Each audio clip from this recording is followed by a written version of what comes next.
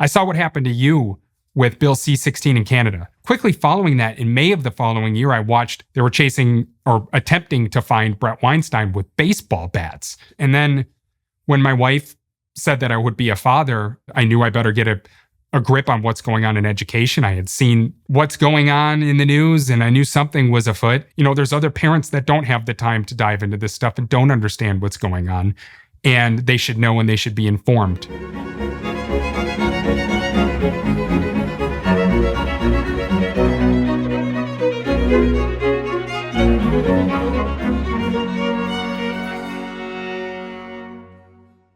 Hello, everybody.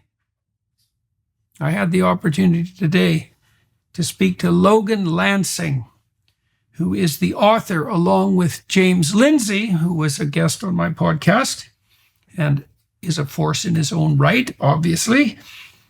The new book, The Queering of the American Child. Well, so what did we talk about? Well, we talked about the intersection between Marxism and postmodernism, right? The strange intersection. Marxism being a meta-narrative, right? A theology that purports to encompass everything, so a totalitarian theology, allied with a philosophical school that purports to claim that there are no overarching meta-narratives, despite the fact that Marxism is precisely one of those. How do those two things go together? Well, that's one of the things we investigate. The metastasis of Marxism into postmodern queer theory. What is queer theory, you ask? Well, that's why you have to watch the podcast. It's not the celebration of gay identity. It's much more than that, and much less than that at the same time. It's a dark discussion, and it'll take you places that in a happier time you might be justified in your unwillingness to go. But we're not there at the moment, folks. So down the rabbit hole today with Logan Lancing and the queering of the American child. Join us. So, Mr. Lancing, you have two books, The Woke Warpath, which is an inquiry essentially into what? Marxism and postmodernism, fundamentally, the strange alliance between those two things. And then more recently, a very provocatively named book, titled book, The Queering of the American Child with James Lindsay. And so I want to wander through the domains covered by both of those books. And I thought I might as well start by asking you a fairly blunt question. And it's a question I torment myself with, I would say. The claims from the radicals on the left is that they're all about the good things. They're all about compassion. They're all about diversity. They're all about inclusivity. They're all about equity.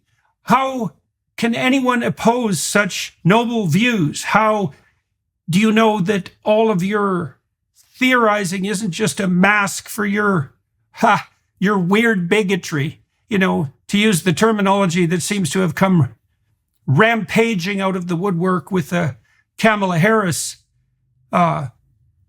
coronation. So, but I'm very curious about this. People accuse me of being a bigot, for example, being homophobic, for example. Whatever the phobia of the month is, there's an accusation that goes along with it. What makes you think that that those epithets don't apply appropriately to you? Well, I think the left has done a very good job at deceiving a lot of people. When they use the words diversity, equity, and inclusion, they may share your language, but they don't share your dictionary.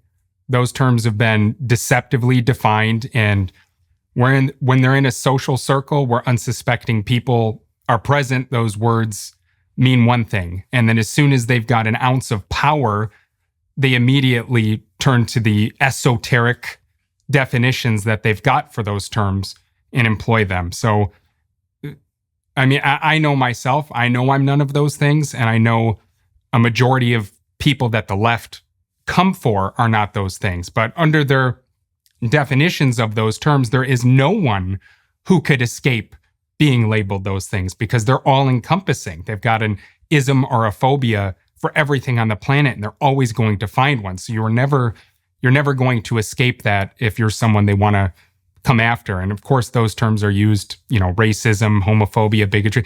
They're used to shut you up so you don't talk. They're used to drive ideological conformity. Okay, so one of the things that I've seen recently, because I've been going after the right-wing psychopathic troll demons that inhabit the virtual universe, and especially with regards to their anti-Semitism, because I've seen a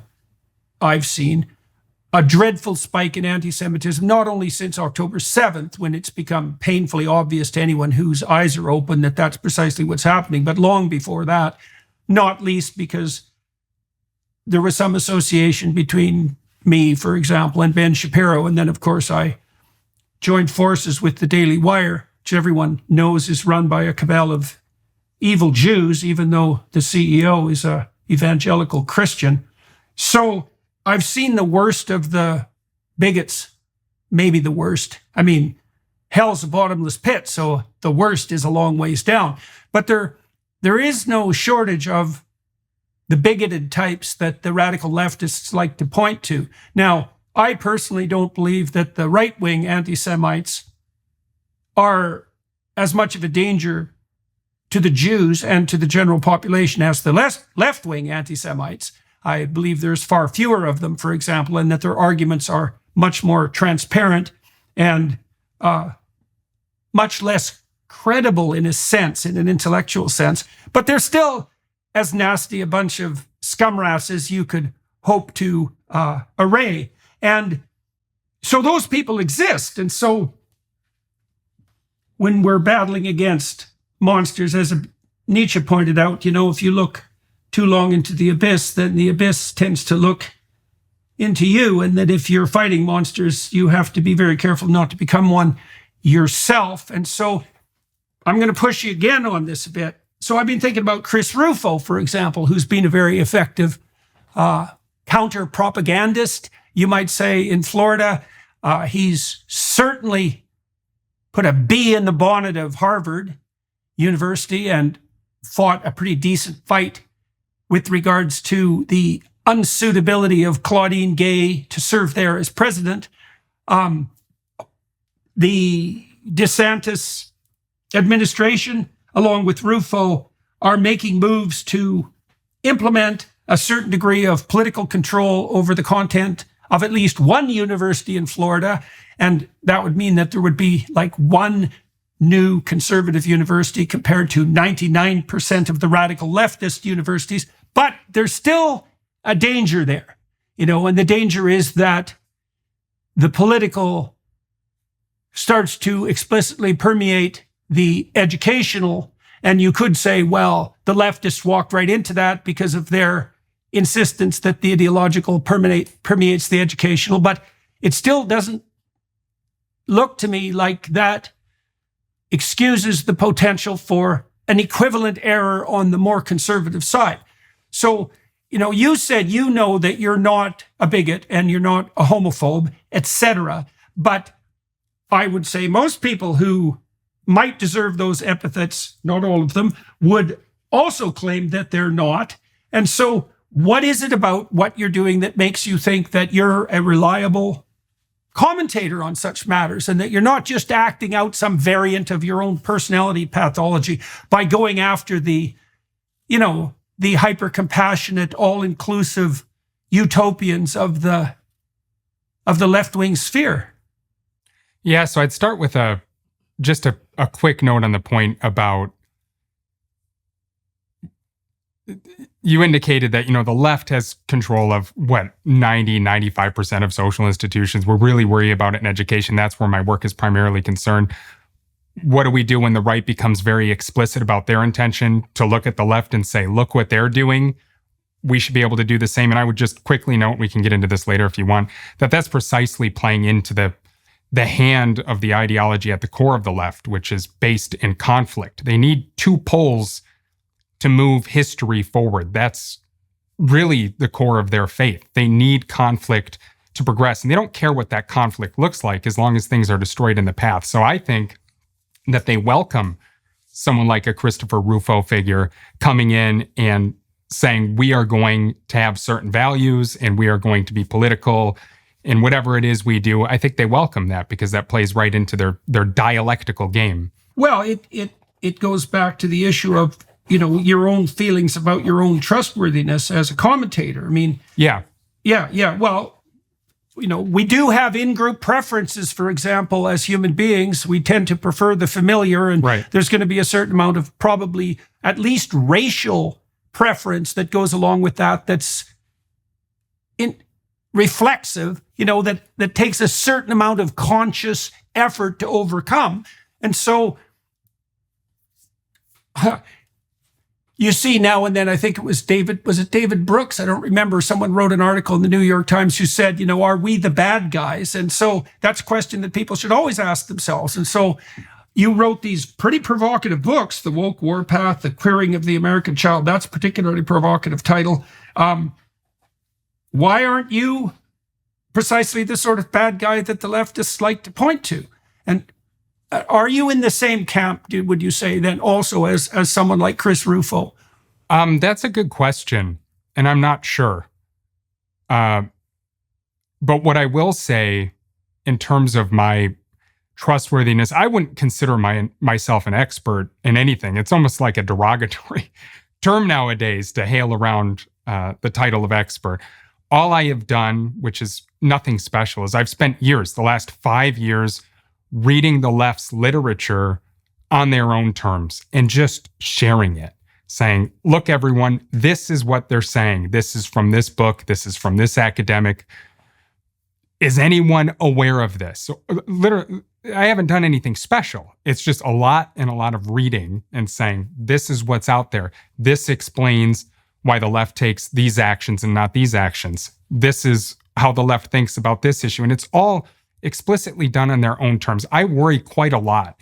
I beat myself up a lot while I was writing those books because I'm very concerned about misrepresenting someone's ideas. It's just a deep-seated fear. I don't know what it is about my psychology, but knowingly misrepresenting someone is something I've always tried to avoid. I would never knowingly do that. So knowing that, the thing I thought that I could best do is just share their words exactly as they've placed them on the page.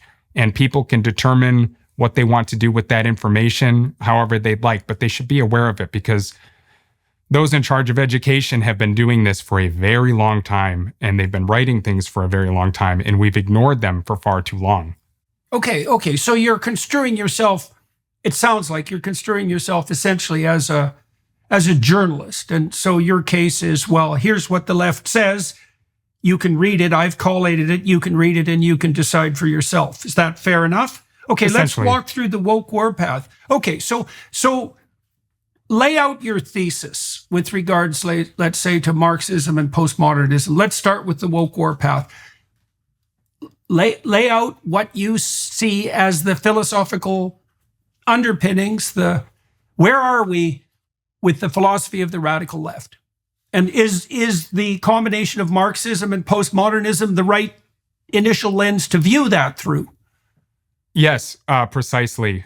So I'll try and keep track of the things I want to explain here. And because I first heard you use the term yourself, Dr. Peterson, of postmodern Neo-Marxism. And I remember thinking the first time I heard it, well, that makes no sense. Postmodernism is post-Marxism. How could it possibly be that these two things have combined? And the first time I saw it used by a leftist academic in print was from a man by the name of Peter McLaren. And he was writing in the 80s, and he was describing what the critical Marxist project, the critical Marxist tradition, was doing, was taking postmodern principles and applying them to identity politics and education. So that was the first kind of verification that I saw that, okay, Peterson's onto something here. To your question about what is at the core of Marxism, this is one of the things I'm most proud of with the queering of the American child. I didn't delve too much into it in the woke warpath because I don't think I understood it at that level yet. But But the heart of Marxism, in my view, and I think I could speak for Dr. Lindsay, but have him on and let him, give his interpretation, is that Marxism is a theology. It's not an economic theory. If you read the economic and philosophic manuscripts, I think Marx is very clear. He says human beings are creative and we're social. Now, I'm a pretty plain guy. I'm not an academic. I have no special training. I still don't consider myself a writer.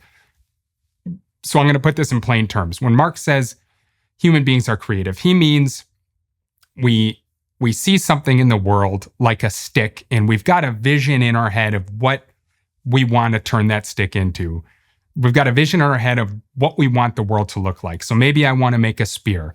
I grab a sharp rock, I start cutting away at the stick, I whittle it away, I slowly match what's in my head to the physical reality of my world. That's what Marx meant by humans have a creative nature. And in that, the deeper meaning of that is that when we look into the world, we see ourselves reflecting back at us. We see our creativity, our subjective thoughts, the vision of my spear objectified in the real world. And what he said is we look out into the world we're humanizing with our creativity, and it reflects back our human nature. And we see ourselves as gods, essentially, is what it comes down to.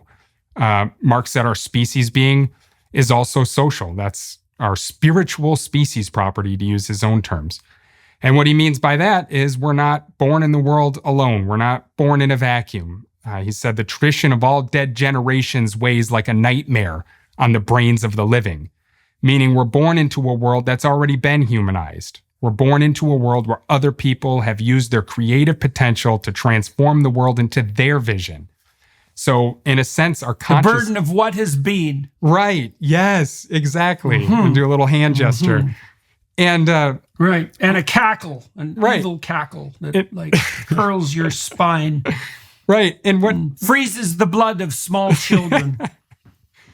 And what Marx said is because we've got this creative potential to transform our world into our own vision, and we're a social creature, what those things differentiate us from the animals. And because we can do those things, we make history. Meaning when I'm born into a world others have worked on. They've already transformed nature. If I'm born in a primitive tribe, I'm not going to be going and creating a spacefaring civilization. So the history of the people that have come before me preloads my consciousness, and that makes history. And then the people in my present tribe, whatever you want, your city, those of us attempting to send rockets to Mars, we then socialize the next generation into the world. And Marx's whole theology is the idea that we can arrest this process of history. We can direct it. It's not something that just has to happen. And it's incumbent on those who are oppressed to arrest it, because the group in power who's created the society with capitalism, it would be the bourgeoisie and their private property and the laws, rules, and regulations that have been built up to solidify their social status and their domination. They're not going to overthrow history and direct history in the direction we want it because they're pretty set. They're enjoying their lives. They're happy. So it's incumbent on the oppressed to become conscious of this fact that we can arrest history and we can direct it. And that's Marx's program, the arresting of history through conflict to drive it to an ultimate endpoint, one where we look out in the world and it reflects our humanity back onto us. Marx said, when we look into the world and we're one with nature and nature is one with us. I think his precise words to describe it in almost biblical terms was, he said that when man looks out and he revolves around himself as his own true son. I mean, it doesn't get any more theological than that. So I think that's the heart of it, and everything derives from that. It doesn't make sense that it's an economic theory. It never has. That's why over 100 million people died starving to death in the dark. That's why it doesn't work, because he mapped his economics on top of a theology to sell it, is my opinion. Security is top of mind for many Americans during these crazy times. Security for our country, security for our leaders, and security for our families. But you're not financially secure if all your eggs are in one basket. Gold and silver are an excellent way to diversify your savings. They're a hedge against inflation, a physical asset that is in high demand globally. Through my friends at Birch Gold Group, you can own physical gold and silver in a tax-sheltered retirement account. That's right, you can diversify an old IRA or 401k for no money out of pocket into an IRA in gold and silver. This is just one thing you can do today to secure your family's savings. Text Jordan to 989898 and receive a free, no-obligation info kit to learn the role that precious metals play in your overall savings strategy. Again, text Jordan to 989898. With an A+ rating with the Better Business Bureau and thousands of happy customers, you can trust Birch Gold to help diversify your savings and secure your family's financial future. Text Jordan to 989898 today. Okay. So let's delve into the theological side for a moment, and then we'll return to the postmodern element. Okay, so there's two things you laid out as far as I am understanding what you're saying. And the first is, some support for your argument that this is a theological movement is that, it is a post-religious movement, and it's also something that Nietzsche predicted when he discussed the death of God. He said in The Will to Power that the human race would run an experiment in the 20th century that would likely doom millions of people to investigate the validity of a resentment-predicated communism, and that if we learned the proper lesson from that, then perhaps the sacrifice of lives would have proved valuable and necessary. Now, that's a hell of a harsh thing to say, but it's also quite the remarkable prediction. And of course, Dostoevsky saw the same things coming, especially in his book Demons, which is as accurate a prodroma to the Gulag Archipelago as you could possibly hope for. Okay, so let's look at this theologically. Because I think it is a theology. It's a post-Christian theology. No, it's an anti-Christian theology. And so part of the reason it's anti-Christian is because Marx's fundamental presupposition is that the God of power does and should rule. Right? So that's quite a claim. And I think actually you can understand the attractiveness of that claim, especially on the economic side, because the idea that there is a small minority of people who hold comparative power in any human social hierarchy is true in some manner. It's particularly true if the society is corrupt. And it is also the case that even the most benevolent of social organizations are corrupted to some degree by power. And so power is a major league god, you might say. And it's very attractive intellectually, especially if you're a rather rigid reductionist and you don't like to think in a sophisticated manner, is to reduce everything to power, as Foucault did, power and sexuality in Foucault's case. And you can make a credible case for that. You can make a credible case that your relationship with yourself is one of power, and your relationship with your wife, and your relationship with your children, and your so-called friends, and every economic relationship. It all boils down to power, and only the naive think differently. And so the world's a war of power. And that's not only an anti-Christian doctrine in the most fundamental way, it's almost literally a satanic doctrine, because in the Gospels, for example, Christ is literally tempted by the Satan who offers him power as an alternative to the proper principle of sovereignty. Okay, so that's the first thing, is Marxism is a theology of power. All right. The next thing is that you pointed out was that it's a dialectic of oppressed versus oppressor.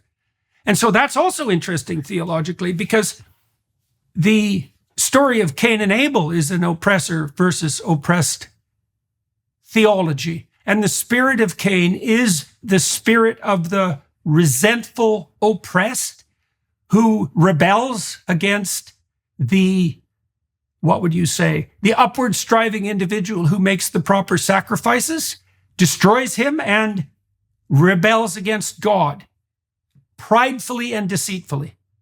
Right, so that's another theological element. Now, the Marxists would say, well, religion, Christianity is the opiate of the masses, and perhaps Cain, under the sway of the Lucifer, who's regarded as an admirable rebel by the Marxists, including Marx, is the upholder of the proper revolutionary spirit. But it's certainly the case that the notion that existence itself, history itself, all relationships are a battleground of power between the oppressor and the oppressed is central to Marxism as far as I'm concerned. It's not a Marxist idea in and of itself, but it's central to Marxism. And it's also a pretty damn saleable idea, especially if your culture is corrupted by power and you have your self-serving reasons for regarding yourself as victimized and oppressed. You know, that was what Nietzsche objected to with regards to the philosophy of resentment.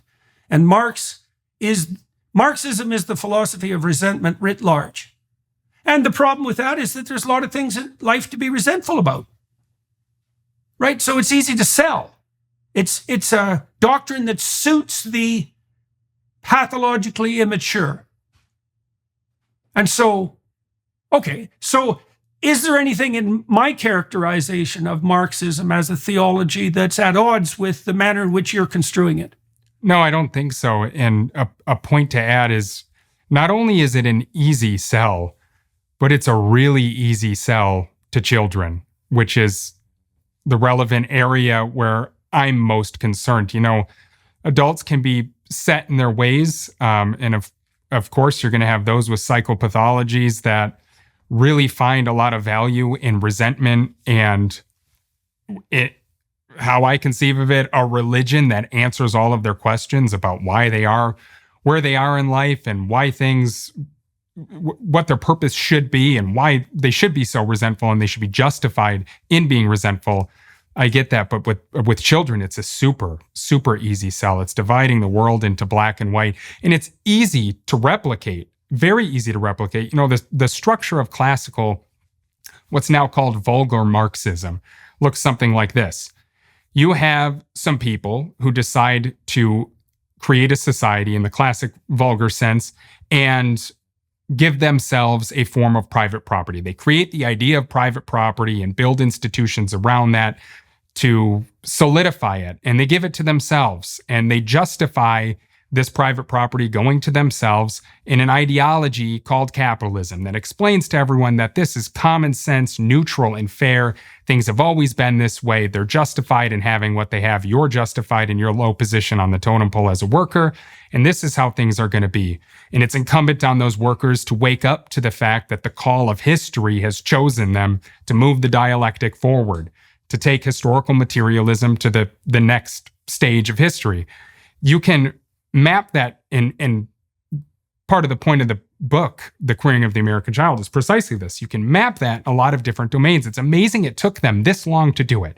I mean, with critical race theory, you've got white people who created a society they've invented and given themselves a socio-cultural private property called whiteness. Cheryl Harris, in her paper, it was the late 80s or early 90s, literally said whiteness as property was the title of the paper. And right in there, she says it's akin to a bourgeois private property. They give it to themselves. They create an ideology of white supremacy that says this is neutral, common sense, and fair. This is how things have always been. And it's incumbent on the oppressed, which in this particular stance would be people who happen to be black or people of color, anyone who's non-white, to rise up and develop instead of a class consciousness, it's been a long day, an anti-racist consciousness, and to create things like what Ibram X. Kendi proposed with the Department of Anti-Racism that supersedes all laws and jurisdictions in the United States so we can force this on everyone. And we're going to use equity, which is socialism, to redistribute access to resources. And we're going to sum everything up within the sentence abolition of whiteness rather than abolition of private property as human self-estrangement. You can map that exact structure onto queer theory, which is some people in society created a form of socio-cultural private property called normalcy, or being normal, and they gave it to themselves. And they use that to stratify society between those who have access to normalcy and all of the attendant privileges and those who don't. They hide it in an ideology of cis heteronormativity that explains to everyone that this is neutral, common sense, and fair, the way things should be. It's good to be normal. And it's incumbent on, and I think this requires a definition. I can go into it if you want, but it's incumbent on those who are queer. And this is not a statement of essential identity. I can explain precisely what I mean. It does not mean gay. It does not mean lesbian. It's antithetical to a person happening to be gay or lesbian. But it's incumbent on them to rise up and abolish normalcy as private property. It's all the same. It's the same engine under the car, Jordan. It's just painted differently. It's just a different flavor. Okay, so now we've pulled postmodernism into the discussion. So, my sense was I got criticized a lot for using the term postmodern Neo-Marxists because all the pseudo-intellectuals, the arrogant pseudo-intellectuals came out of the closet and said, well, doesn't Peterson know that postmodernism is predicated on the rejection of meta-narratives and that Marxism is a meta-narrative? And the answer to that is, well, yeah, actually, boys and girls, I was perfectly well aware of that. And so that really wasn't much of a critique as far as I was concerned, except one that was simultaneously appallingly naive and arrogant, which is a hell of a combination. I saw the perverseness in that because, of course, it was Lyotard who proclaimed that the essence of postmodernism was a skepticism regarding meta-narratives, and by which he really meant something like Judeo-Christianity, the Judeo-Christian tradition. But other meta-narratives seem to be perfectly acceptable. So you could have the meta-narrative of unbridled hedonism, for example, or the meta-narrative of unbridled power. And for some reason, those escape the criticism of meta-narratives that, in principle, the postmodernists were up in arms about. And so, is that a contradiction? Well, obviously. Do postmodern neo-Marxists care about contradictions? Not in the least. So that's no criticism. Now, my sense was that Marxism was a philosophy of resentment. I think Marx picked the axis along which resentment has the greatest purchase, because a small minority of people do control a disproportionate amount of the world's wealth and resources economically. Of course, that's the case with every economic system that has ever been developed and tried by any society anywhere. So to attribute that to capitalism is ill-advised, foolish, naive, counterproductive, and motivated, and certainly far from the fundamental point. So you have Marxism as this oppressive versus oppressed narrative, meta-narrative even. And then what happened with the postmodernists is they metastasized that, as you pointed out. They took exactly the same underlying argument of resentment and turned it into an explanation for a power differential across all possible axes of group comparisons in the human realm. Ableism, height, attractiveness, wealth, although they downplay the economic differences, interestingly enough, sex, even imaginary dimensions like gender, you name it. Every possible axis of distinction became a narrative of power. And so that's the metastasis of Marxism. It's a much more perverse version of Marxism, and that's really saying something because it's already an incredibly perverse doctrine. Now, you said when you heard me use that term to begin with, that you were perplexed or skeptical, let's say, about that juxtaposition. So what, I presume you have changed your mind about that. I have no idea how that played into the development of your thinking, but has your mind, apparently your mind has changed on that front. How come? And is there a more accurate way of formulating it, do you think, than the metastases of Marxism, let's say, across these multiple dimensions? No, I haven't changed my mind. And I came to that conclusion because I read a lot. Again, I don't have any really, I've got a 4-year degree. I didn't spend any time in school studying any of this. I fell into all of this. So I was starting from scratch. But I read enough of them saying that that's precisely what it is. It's the critical Marxist tradition smashed into the postmodern tactics.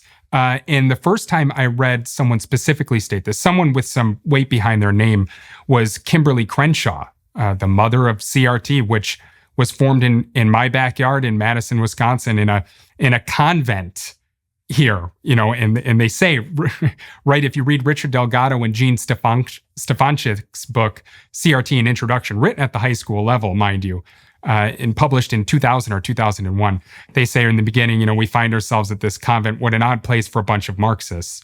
But Kimberly Crenshaw states in her Mapping the Margins paper that what she is doing, the project of critical race theory, is taking the critical Marxist tradition, the identity politics, and inserting the postmodern element into it. She's combining them. It's a witch's brew, because postmodernism is a really effective tool for them, a tool that they didn't have access to. So I not only read Kimberly Crenshaw say that's precisely what they're doing, but again, Peter McLaren has a great paper, and the name is escaping me right now, from 1989. But he was writing that that's precisely what they're doing. It's the critical Marxist tradition in postmodernism. But the one that really sold it for me was Joe Kinchelow, who is a critical pedagogue in education. He's since passed, but he is one of the people who is responsible for outlining the technical term for what woke is, and that is critical constructivism. And when I read Joe Kinchelow's work, it just absolutely jumped off the page that this is precisely what has happened. The critical Marxists have adopted postmodernism in their analysis. They use what they like, they discard what they don't like. Your point about contradictions, Jordan. Contradictions for Marxists are a fruitful site of critique. That's where the magic happens. That's where the conflict happens. That's what they're supposed to be resolving. So it's no surprise that they enjoy contradictions, and it's no surprise that they enjoy creating contradictions, because that's the whole game, is conflict and contradictions and overcoming it. Well, so when there was some backlash to my diagnosis, let's say, about the unholy alliance between the Marxists and the postmodernists, it really took me aback, because this wasn't something that I had just conjured up out of the theater of my imagination. As far as I was concerned, I'd read these appalling, Luciferian, arrogant intellectuals, and that's what they said. So I thought I was just describing what was obvious. It was like in the 1970s, it became déclassé to pronounce yourself a Marxist, particularly after Solzhenitsyn demonstrated beyond any possible hope of objection that Stalin and Lenin were murderous, repugnant, murderous, vicious, vile thieves and thugs. Beyond a shadow of a doubt, you couldn't be a Marxist anymore, so it's like presto changeo. We'll just alter the terminology a bit, metastasize the entire philosophy of resentment, and away we'll go. And as far as I could tell, that was exactly what Foucault, for example, we might as well put him at the top of the heap, says he is the world's most cited intellectual. That's essentially what Foucault said. It wasn't like I was inventing this.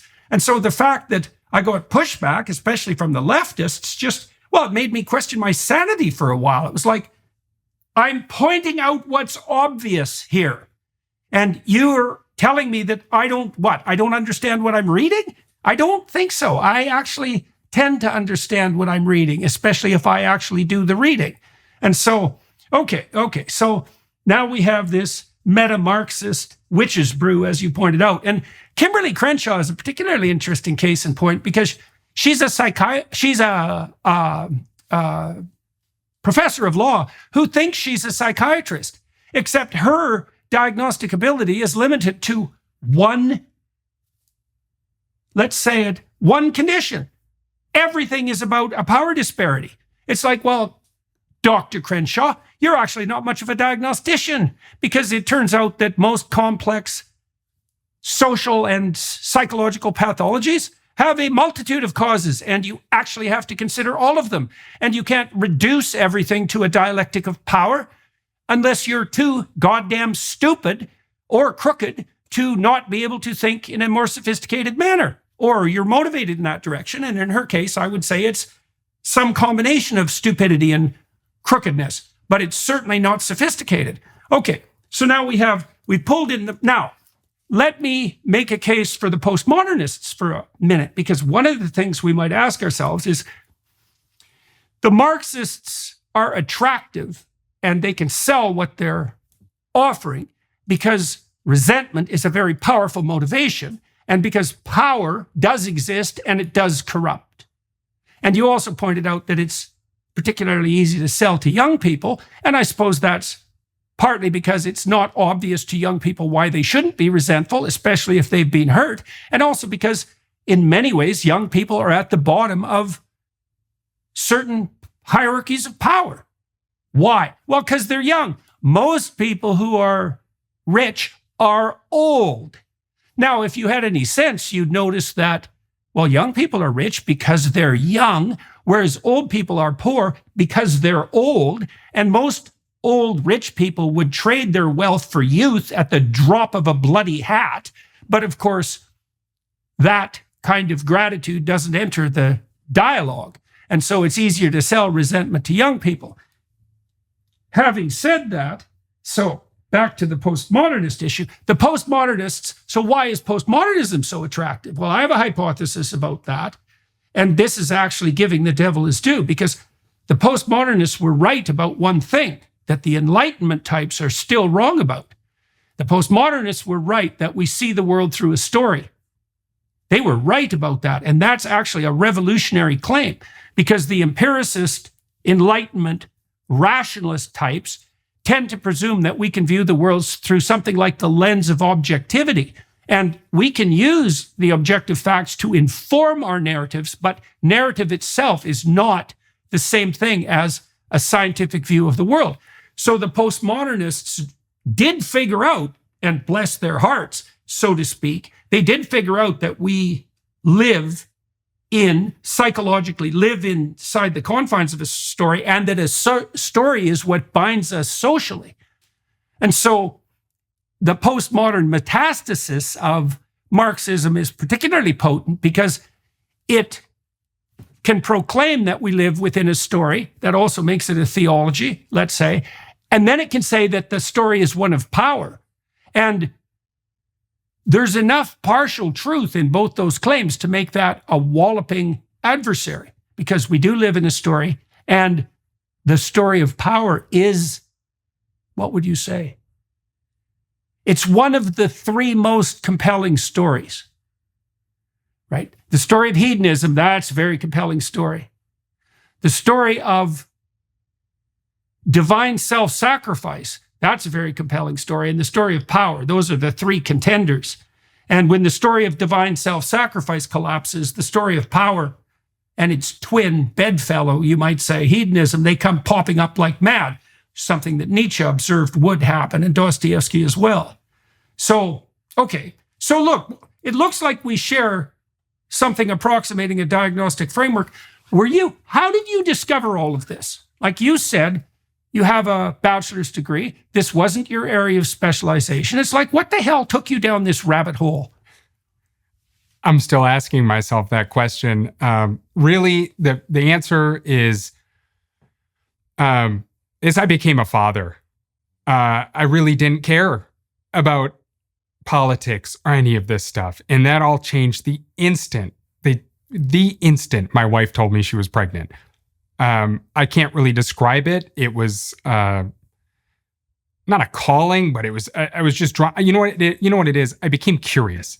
Instantly, I became more curious about the world around me, because in the back of my head, I was thinking, soon I'm going to have a child here in 9 months, and I better take my responsibility seriously and understand better what the hell is happening around me. Really, what happened prior to that point, which made it so easy once I became a father to launch down this particular path, because it's not just, of course, I wanted to better understand the world as a whole, but I really got focused on education. But prior to that, in 2016, you could call it my path to radicalization. I saw what happened to you with Bill C-16 in Canada. That was the first time I kind of woke up. You could describe me as classically liberal and said, well, what the hell is this? We're supposed to value free speech. And controlling someone's tongue is not free speech. It's tyranny. So what's this about? What is my side doing? After that, quickly following that, because correct me if I'm wrong, I think that happened in the fall of 2016 was when you kind of exploded and, you were everywhere. Quickly following that, in May of the following year, I watched Evergreen State College go into complete meltdown. And I was thinking, what the hell is this? I'll never forget the images coming out of there where the president of the college was, for those that aren't aware, was locked in a room and told he's not leaving until he meets the student demands. And he asked the student if he could go to the bathroom. And the student sat him down and said, you can wait. This is the president of a college in America. I couldn't believe it. They were chasing or attempting to find Brett Weinstein with baseball bats. What the hell is going on, I think? Then following that year, there was a brilliant engineer by the name of James Damore who was fired from Google. And as far as I can tell, after reading the Google memo at the time, the most controversial thing he said was men and women are different on average. And I was thinking, how do you get fired for this? So I was kind of primed. And then when my wife said that I would be a father, I took that responsibility more seriously than anything I ever have in my entire life. And I knew I better get a grip on what's going on in education. I had seen what's going on in the news, and I knew something was afoot, and I started reading, and I've been reading ever since. So that's how I ended up in a place that I never imagined I would be, and I don't necessarily want to be in, but there's other parents that don't have the time to dive into this stuff and don't understand what's going on, and they should know and they should be informed. It would be easy to toss all of your discipline to the side for the summer, but a life of greatness doesn't happen by taking the easy route. The Hallow app offers an incredible range of guided meditations and prayers, which are designed to help you deepen your spirituality and strengthen your connection to God. For the third year in a row, Hallowed is having their wildly popular Saints in 7 Days prayer challenge, where over the course of 4 weeks, you'll journey through the life of an incredible saint, learning more about their faith, story, and ultimate surrender to the will of God in their life. The challenge will kick off August 5th with Joe Mazzulla, the coach of the Celtics, and Saint Sebastian, the patron saint of athletes. Then, Ria Wahlberg will lead meditations on the life of Saint Elizabeth Seton, followed by Jonathan Rumi walking through the powerful story of Saint Maximilian Kolbe, who sacrificed his own life for the life of another at Auschwitz. Closing the series with Father David Michael Moses and Blessed Pier Giorgio Frassati. Saints in 7 Days goes deep into the lesser-known parts of a saint's life to show that while their journeys to sainthood were filled with God's grace and glory, they also included human struggles, great suffering, mistakes, and a profound need for God's mercy. Download the Hallow app today at hallow.com/Jordan for an exclusive 3-month trial. That's hallow.com/Jordan. Yeah, now you said something worth delving into there, many things, but one thing particularly caught my ear. You said my side. So, and you had regarded yourself as a classic liberal. I would certainly say that was really how I conceptualized myself. I never regarded myself as a conservative. I was an admirer of Jung and Dostoevsky, and they're often regarded by radical left-wingers as conservative, but I don't really have the temperament of a conservative because I'm extremely high in openness. And so that makes me an unlikely conservative. I guess I'm conservative insofar as I do have some understanding of just how absolutely and utterly insane people can become in the absence of an appropriate uniting meta-narrative, let's say, on the social ethos side. And I'm under no illusions, at least intellectually, about that, although I tend to give people the benefit of the doubt, perhaps even when I shouldn't. That's a temperamental flaw that goes along with agreeableness. But my side, so you regarded yourself as a classic liberal, apparently, and so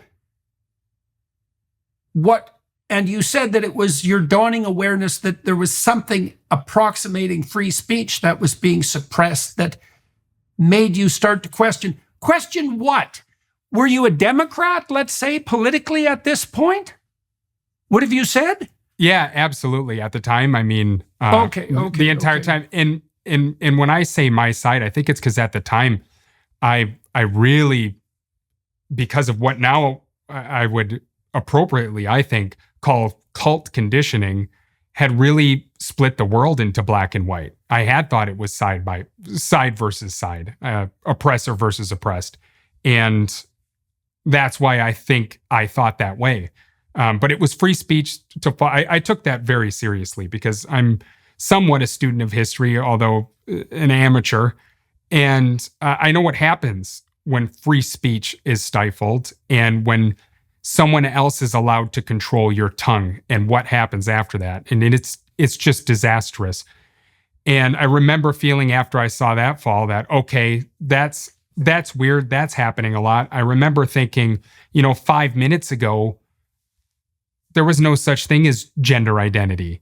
There was no such thing as gender reassignment surgery. There was no such thing as cis heterosexuality. Gender expression. There was no such thing as this. And I hate that term. And now I've awakened and I'm looking around and I'm seeing it everywhere and going, everyone else is just kind of acting like this has always been this way. Have we all gone mad? Where has this come from? And that's when the combination of seeing these things happen to people like you and James Damore and the people at Evergreen State College, and then becoming a father, that really ignited my curiosity to go out and look, because I thought...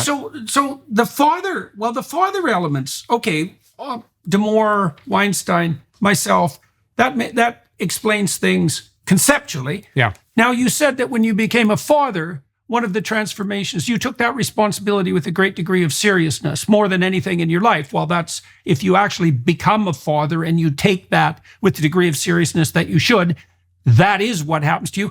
That actually means that you've grown up finally, because someone is more important than you. But it's very interesting that it took this particular form. So was that what led to your concentration on education? And if so, why? Yeah, precisely. Because I wanted to know what schools my children were going to walk into. I had no idea what the state of the educational system had been, but I had seen some concerning things, like schools segregating students on the basis of their skin color. That will raise some red flags. Is that happening everywhere? I saw things like drag queens performing in front of children as young as 4 and 5 without parental consent or knowledge in schools with public dollars. That'll raise some red flags, like just what the hell is going on? My child is going to go there to school for 7 or 8 hours a day. What's happening there? All of a sudden, I cared. We all go to school and we spend a large chunk of our lives in education, but it's quick how fast you forget what it's like to be in there. And I wanted to know what changes had precipitated since I had been in education. And like I said, my curiosity got the better of me, and I really took a deep dive. Okay, so let's talk about education just for a moment. And we can take a stripe off the conservatives and the classic liberals, probably most particularly the conservatives, but also the classic liberals who've been asleep at the bloody wheel for 4 generations. So here's some fun things to contemplate. So the first thing is that education eats up 50% of the typical state's budget. 50%. Okay. So half the money that you pay in taxes at the state level goes directly to the education system. So that's a lot of money.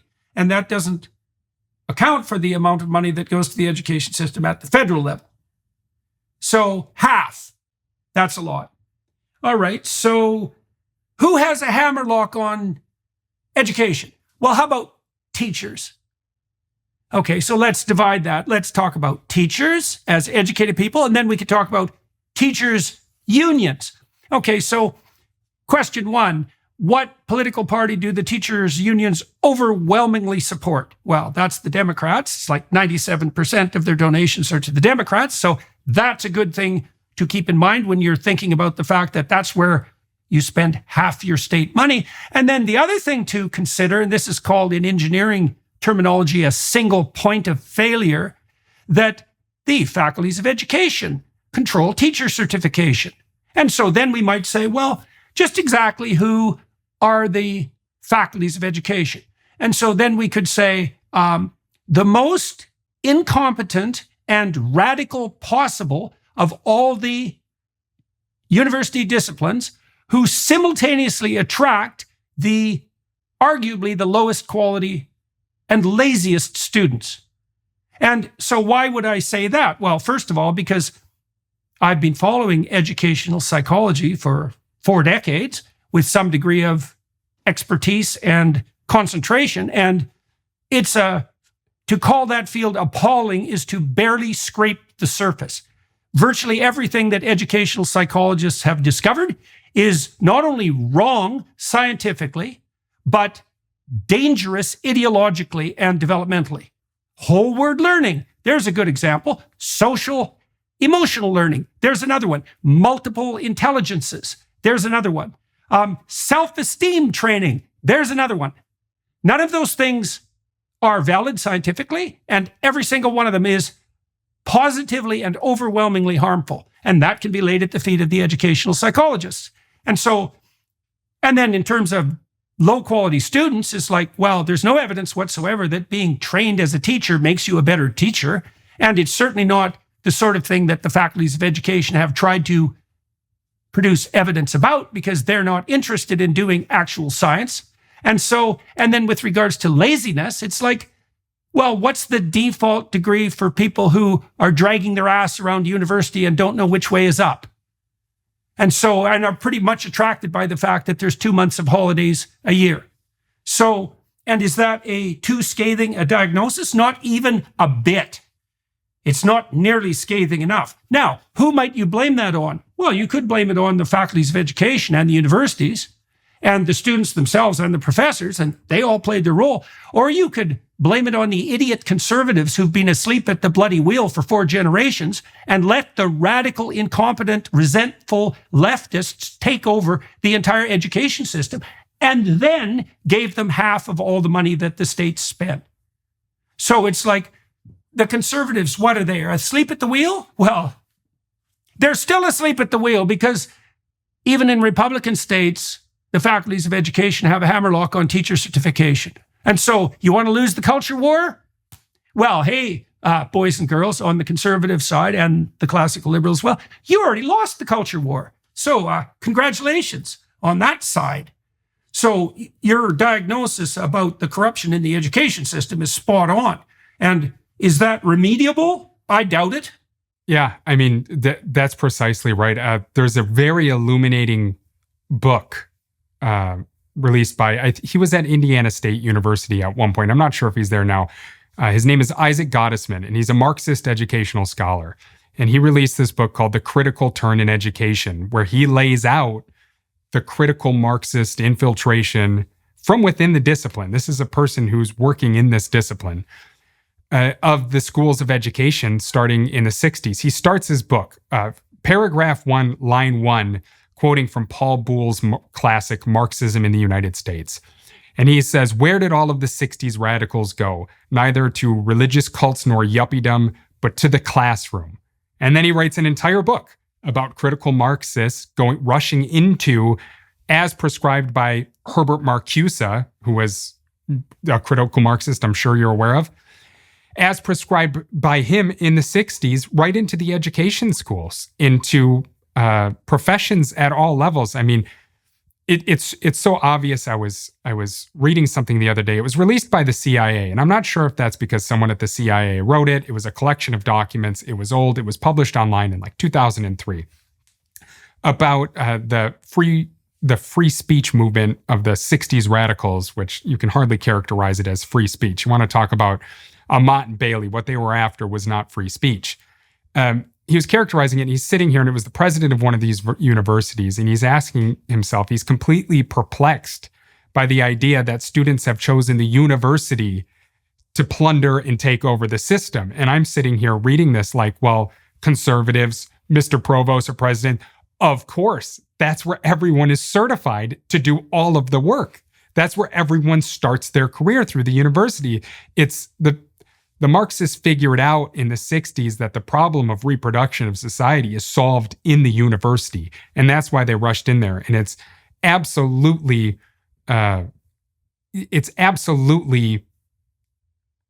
proof positive of what's happening. You can just, they've got numerous books. I've read dozens of books and hundreds of papers and maybe thousands of dissertations from people within these departments. And they all say the same thing. So it's just miraculous that conservatives have missed it. Well, they're doing exactly. Yeah, well, that's what happens when you put your head in the sand and you're not interested in, why would you bother studying philosophy? Why would you bother studying literature? Well, how about because literature describes the way we think and philosophy is the analysis of the structures that guide our perception and our actions? How about that? Well, I'm interested in more practical things. It's like, well, that's all well and good when the underlying philosophy is in place. When the underlying philosophy that's in place is functional and allows you to attend to your practical matters, but it's a pretty dangerous form of willful blindness and disinterest when the whole goddamn thing has become corrupt beyond belief.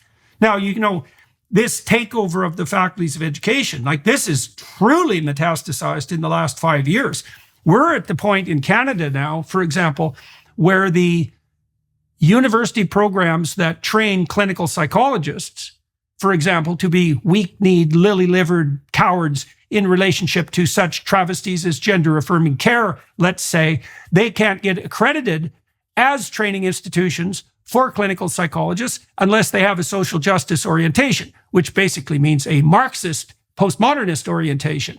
Because, of course, that's exactly what you want in your clinical psychologist, because everything is about group consciousness at the psychological level, or so say the tyrannical Marxists. And it's not just education. It's education. It's law. It's medicine. And increasingly, it's science, technology, engineering, and mathematics. And I would say the most blatant evidence for that at the moment is the ideological takeover of the two leading science journals in the world, Science and Nature, by the kinds of Marxists who proclaimed this week, for example, that scientists, all this was Nature, all around the world are rejoicing because Kamala Harris's mother was a scientist, and so she's pro-science in the appropriate way. And of course, her father was a Marxist professor, and I don't remember if that made it into the article or not. And so there's an explicit political stance being taken on the part of the editors of Nature, which for 150 years was the place where every scientist in the world, regardless of discipline, made their reputation. One publication in Nature, one publication in Science. You could, if you were a first author, you were qualified to be hired at a top-level position at any university there was in a scientific discipline. That's the power those journals had. And they've been taken over by the bloody ideologues. And so the infiltration is radical and complete. And conservatives were 100% asleep at the wheel. The same thing can be said about scientists. Like, I saw this coming 8 years ago, more probably, 10, when I really started to become aware of it. I thought, oh, I see. The neo-Marxist postmodernists have taken over the humanities. They've infiltrated the social sciences, and now they're heading for the hard sciences, like the engineering faculties. And people thought or told me, well, they'll never get anywhere with the scientists. And I thought, are you absolutely out of your mind? Scientists are apolitical. The goddamn radicals will go through them like a hot knife through butter. They won't know what hit them. They'll have absolutely no defense whatsoever, just like James Damore had no defense. And of course, that's proceeding at a pace, that takeover, which is really the demise of science. Really the demise of science, a very fragile enterprise at best. That's proceeding apace at a rate that's really quite miraculous. So the conservatives have plenty on their conscience. It's like, you guys were asleep at the wheel, and you let the radicals infiltrate you let them parasitize the wealth of the West that's been built up since the end of World War II, including the minds of the young. Appalling. So that's what you discovered. How much fun for you? It's absolutely brutal. And, we characterize in the book, The Queering of the American Child, we characterize this as a religious cult. We're very forward in the very first line of the book. Education is in the grip of a religious cult. And for anyone who has listened to cult survivors or spoken to someone who is currently in a cult or has studied cults to any degree whatsoever, you quickly find that the levers of control are social and emotional, and those are things we are just all super susceptible to. And one of the things the left has done a brilliant job with over the last 60 years is developing tactics of social and emotional leverage that can help bulldoze your reasonable and rational faculties. I was just talking to my father earlier this week about this. He was asking me, how can brilliant people believe such ridiculous things? You had talked about Nature. I think it was as early as 2015, they were publishing articles saying sex redefined. There's no biological basis for sex. It's a spectrum. And we're thinking, my God, where is this coming from? And he said, how do rational, reasonable people who are very well educated, who are doing very well for themselves, how do they fall for this? And the conversation went in a direction where I basically said, well, from the perspective of social and emotional leverage, it's no wonder they've fallen for it, because we don't have many defense mechanisms for that. And the ones we do have are really dusty and rusty because they've been under attack for a very long time. So it's not a surprise that so many people are overwhelmed by this, because it's not fun to be ostracized or selected out. Mm-hmm. The cult singled out, shot down, shot down. Definitely in the it's a very powerful weapon. Right. Yeah. I mean, we one of the books we quote in our book, The Queering of the American Child, was Robert J. Lifton's book, and I'm sure you're familiar with Robert J. Lifton. He was a expert in cult psychology. He wrote a really famous book called Thought Reform and the Psychology of Totalism, a study of brainwashing in China.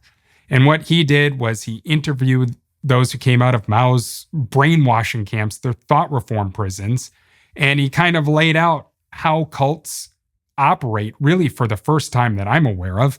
And when you look through his list that now is, 60 or 70 years old, you see all of that in places like our schools. It's almost entirely a social and emotional game. So I'm not too surprised that even when people were bright enough to perceive that something was wrong, that they didn't have defenses for it, just because that game is a strong one. That magic is very difficult to overcome.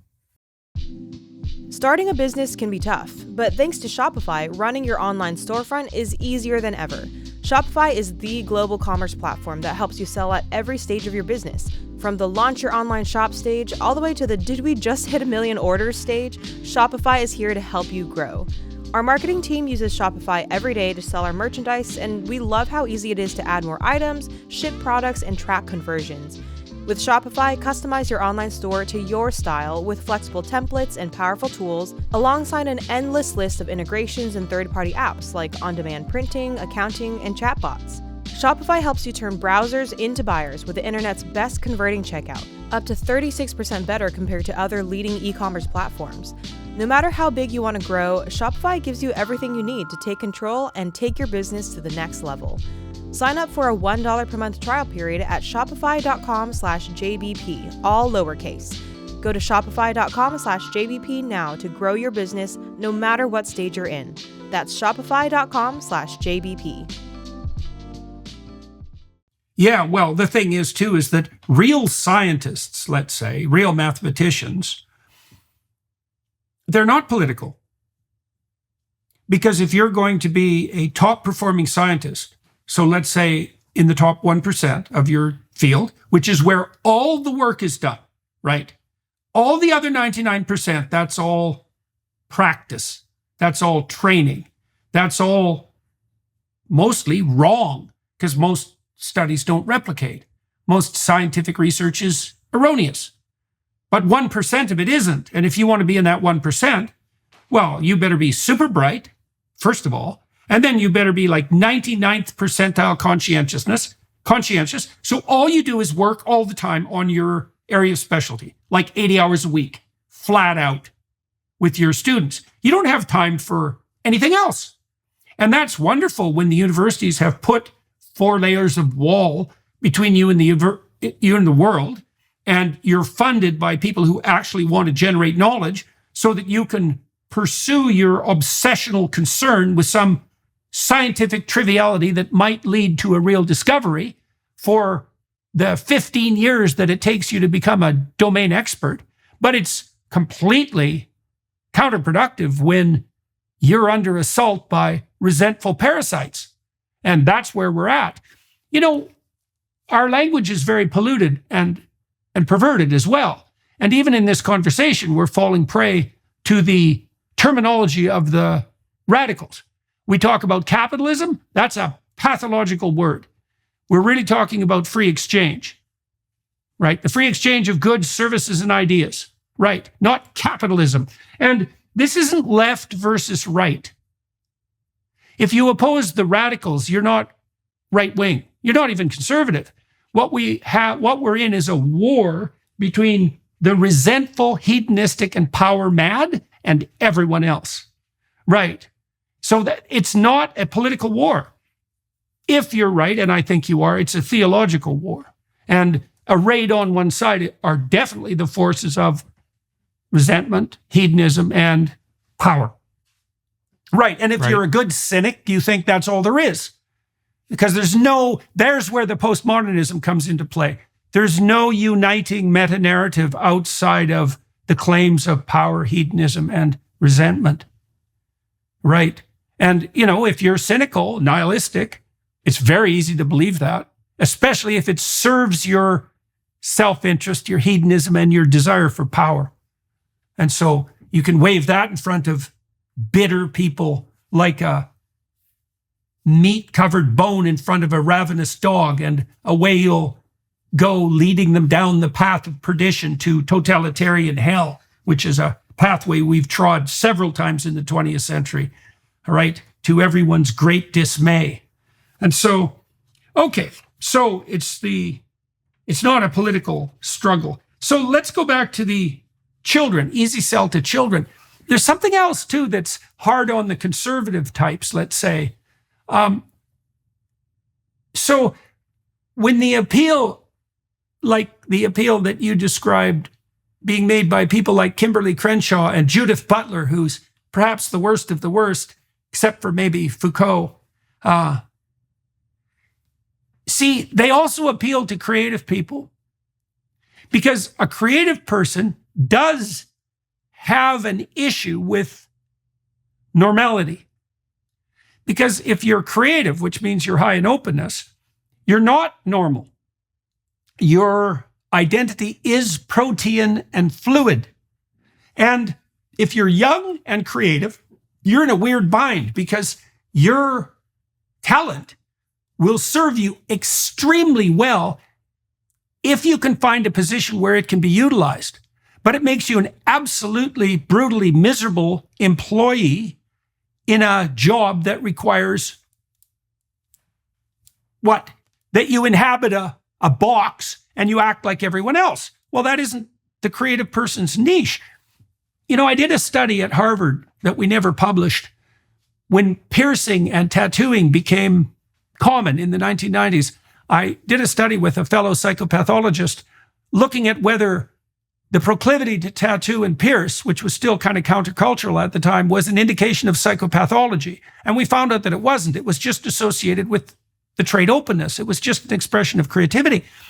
The blue-haired woke type, that hair coloring with the piercings, that's a reflection of openness. And the pathological ideology of the anti-normative radicals does also appeal to creative young people, because they actually do have fluid identities and they don't fit in.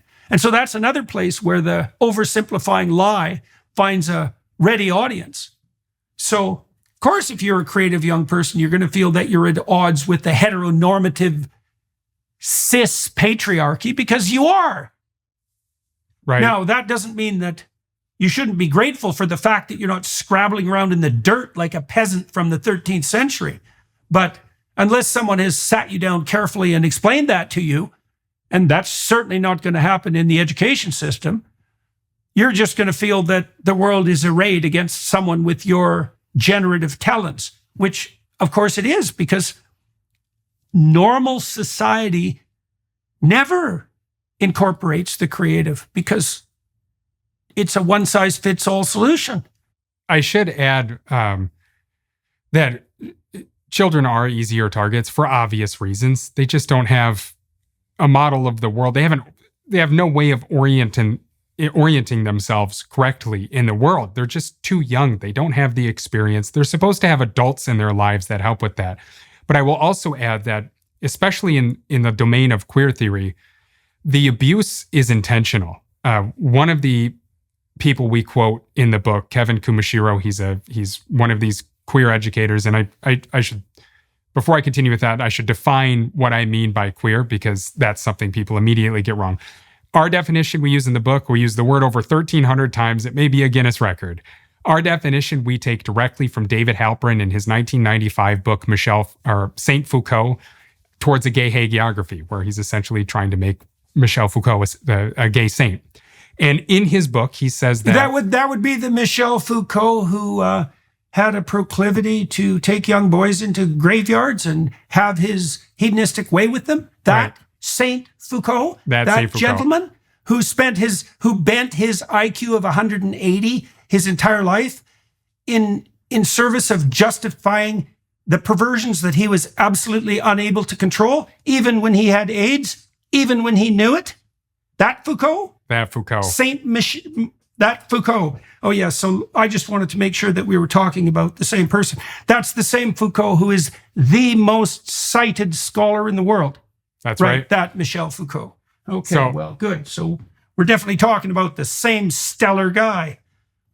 Yeah, so the definition we use, it's that Foucault, is David Halperin's. And it is the definition that all of queer theory recognizes, even though when you read their papers, they say it escapes definition. It can't be categorized. Of course, that's what they're going to say, because that's the whole program.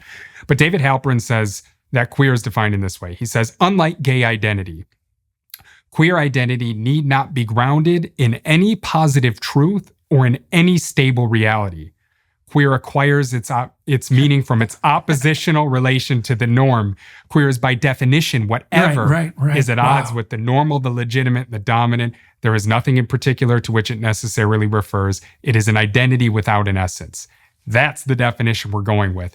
It has essentially nothing to do with it's right away, unlike gay. Nothing to do with it. It's actually antithetical towards it, because because gay is a stable identity. It's stable. You lose the revolutionary potential if you happen to be gay and you're living a great life and you're happy. You fit into a well-functioning, prosperous society. They've lost the resentment. You're not going to work. Get out of here. So before I continue, I just wanted to clarify that point, because that's a point that requires clarification. That's crucial, because otherwise it's easy for people to presume that queer is just a minor variant of gay. No. And that definition, if that definition doesn't send chills down your spine, you're dangerously naive. Right. Because that's an identity that's predicated on the negation of identity as such, both psychologically and socially. That also means technically that and this is relevant to the observations by Jonathan Haidt and others, that the radical progressive agenda is associated with a marked increase in mental illness. An unstable identity dooms you to a dearth of positive emotion, that's hopelessness, and an excess of negative emotion, that's anxiety. Like an unstable identity, an unstable self-questioning antithetical identity is indistinguishable from psychological suffering and social disunity. They're the same thing. Right, so it's a celebration of, there's your postmodernism for you. That would be a fractionation of the meta-narrative all the way down to the microscopic. Nothing unifies anything. Right, and it's not even, right.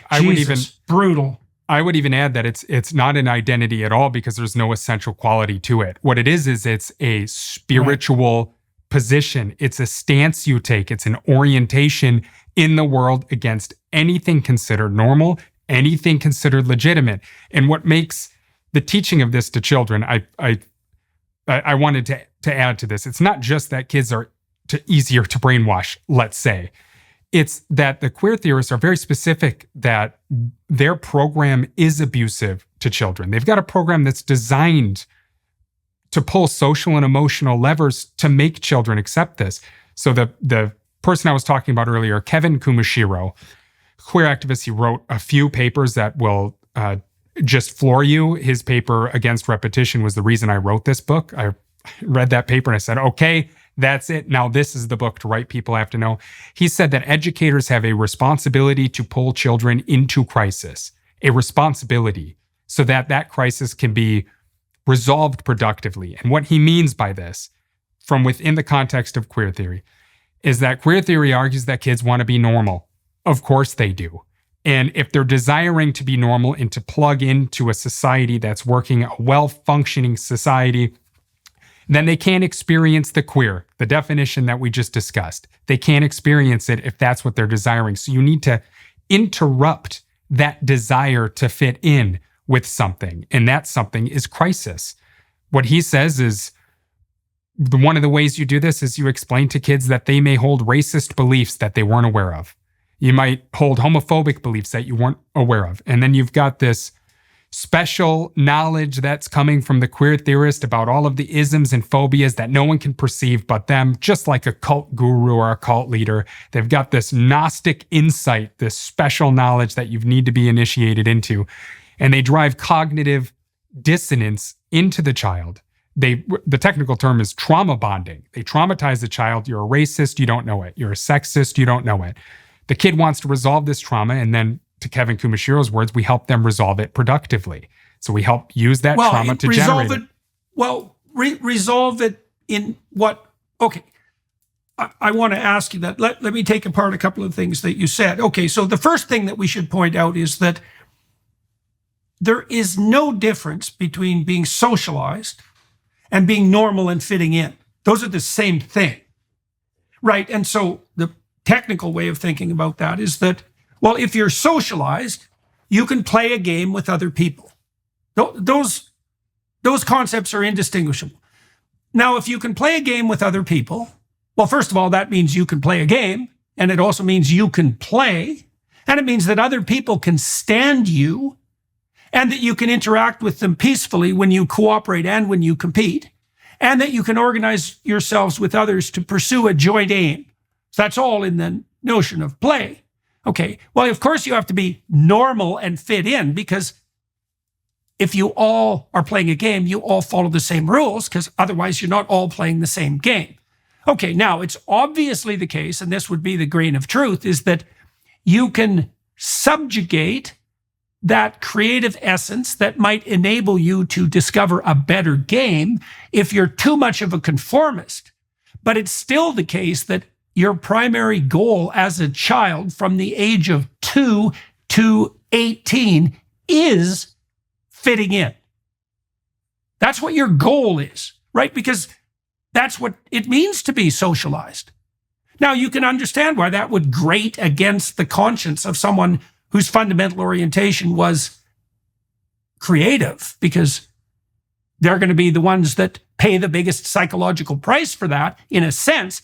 But at least they'll be able to play games with others, to cooperate, to compete, to take aim with other people, and to have friends. Like, that's not nothing. Plus, it's also what social stability itself depends on, right? So we have to be very clear about what it is that's being critiqued here. They're actually critiquing socialized maturity itself. Right. Right. Okay, now, the curious thing would be, though, okay, so now you put the child in crisis. Now, you could justify that by saying, well, there's no learning without pain. The question is, what's being offered as a resolution? Because if the stance is only the identity that opposes, so that's like right out of Milton's Paradise Lost, right? Because Satan himself is the spirit that opposes. That's his definition. He's nothing but the spirit that opposes. So it's a very good way of understanding that at a theological level. There's no unity in the spirit that opposes. You can't rectify an existential crisis by identifying with the spirit that opposes. If you identify with the spirit that opposes, you end up in hell, metaphysically speaking, well, practically speaking for that matter, and perhaps even theologically speaking. So what the hell's the resolution supposed to be? There is none. From the outside, there is none. But the way it is sold is the resolution is you find your true self. You find your gender What is identity. that? It's whatever you feel it is. Because again, it's the way. Right. So that basically puts you at the whim of your emotions, your moment-to-moment emotions. Correct. Right? I mean, what, like if it's what you feel, because I don't know what the hell that means, but let's say it means whatever motivates you at the moment or whatever emotion grips you. What that essentially means is that you occupy precisely the same existential space as a very badly behaved and wayward 2-year-old. Because that's the world of a 2-year-old. It's one emotion after another, or one motivational state after another, with no overarching psychological or social unity, right? That's all inculcated. You'd think the constructionists would know that. That's all inculcated as a consequence of cortical maturation and socialization. So I see. So the solution to the existential crisis is what? The clamoring plethora of possession by primordial emotional states. Well, there, now you see what the unholy alliance is between the bloody hedonists and the power worshippers. The free child is one who's the slave of their emotions. Brilliant. What a pathway to misery that is. Right. Yeah, precisely. And it becomes really dark when you understand precisely what that process is meant to do for the child. And Foucault said this and Butler echoed it in Gender Trouble. And this is a big misconception with people who've read queer theory, and I've seen their critiques on it, is that Foucault said the soul is the prison of the body. The body is not the prison of the soul. And Butler again echoes this. And she oh says, my God, she that's says, unbelievable. She says, unlike what Christian imagery would suggest, the soul is the prison of the body. And what they mean by this is that Jesus. we are born into a society that has a social, cultural, and political soul to it, a zeitgeist. And what that thing does is it possesses us.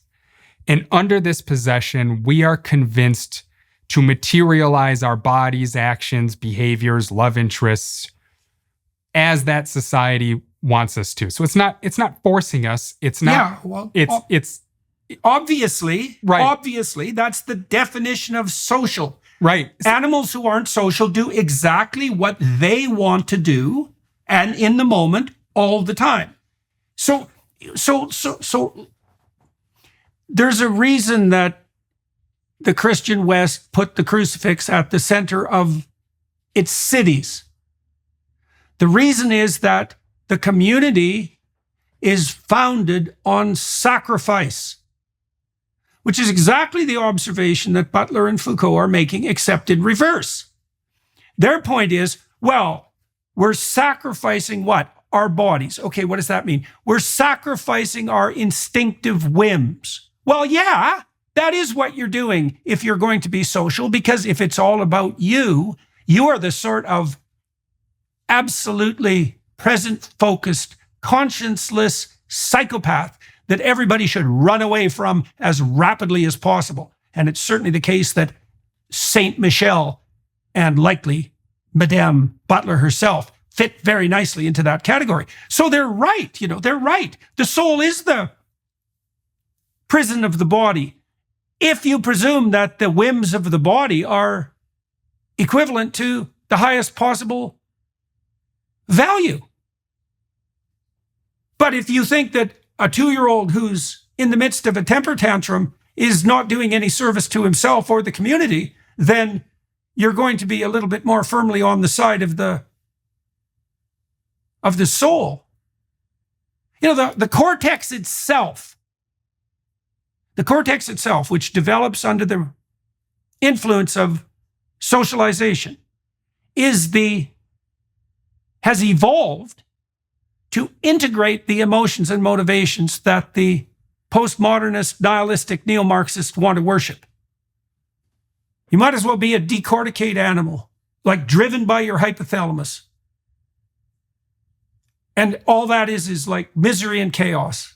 Right. Well, they don't think, Stunning. Again, back to the queer definition, they don't think there is any essential quality. I mean, we're just born in meat sacks. Some of them happen to have penises. Some of them happen to have vaginas. There is nothing determinate from their position about anything that goes on inside your body. It is all possession through society. So, right. The same, that there's the postmodernism again. Right. There's no essence. Right. And the Marxists were the same way. It's all socially constructed. There's no reality at the bottom of things. Right. There's no essential human nature. There's certainly no noble human nature. But the thing is, they still worship whim and immediacy. That's the thing that's so perverse, because the logical conclusion of that kind of reasoning is a dead nihilism, right? There's no rationale for any forward impetus whatsoever, by definition. So there's a hidden God underneath all of that ideological justification. Well, there's two. It's hidden. You know, in the book of Revelation, which is a vision of the end times, the destructive ethos is the unholy alliance between the degenerate patriarchal state, that's the scarlet beast, the multi-headed scarlet beast, and the whore of Babylon. Right, it's the death dance of power and hedonism. And those are the gods that arise when the proper sacrificial transcendental unity is foregone. Right. And so Butler and Foucault can talk all they want about no uniting ethos, but they just default to power and hedonism. And, you know, in the book of Revelation, it's so interesting because the scarlet beast, which is the degenerate patriarchal state, kills the whore. So the offering is, you can do whatever you want with whoever you want at any time you choose. But the reality is, you'll end up with nothing. And certainly not the gratification of your infantile whims. Certainly not that. So, dark, man. Well, that's the problem with looking at things theologically. Yeah. It's, you can go to a dark place being stuck, especially in, you know, the theology of Marxism in general, but queer theory specifically. We didn't include a lot of stuff in the book that we could have to really make other points, simply because they're not readable. I mean, there's some key terms I could give you that you could search in some books to find it for yourself, but it's dark stuff. Well, okay, look, we've done an hour and a half here. Why don't we talk exactly about those terms on the Daily Wire side of this? Okay. Yeah, sure. So, before we do that, so for everyone watching and listening, most of you know this, but I do an extra half an hour with my guests on the Daily Wire platform behind a paywall, and that gives me a chance to, well, return to the Daily Wire the favor that they do to me and to everyone by producing this podcast and making it freely available to everyone. But it also gives me a chance to do a deeper dive on some specific issues. So I think we found the issue that we should do a deeper dive into, the forbidden elements of the postmodern neo-Marxist unholy alliance, let's say. So you could join us, everyone who's watching and listening, you could join us on the Daily Wire side for that. That's what we'll do. Before we do that, we've focused our discussion on, in some ways, on the definition of queerness, but also on elucidating the nature of Marxism and the nature of postmodernism and the manner in which they've come together. I think that's a good summary of what we've managed to accomplish. Is there anything that you'd like to bring to the attention of those who are watching and listening in relationship to your work and to the broader culture at the moment that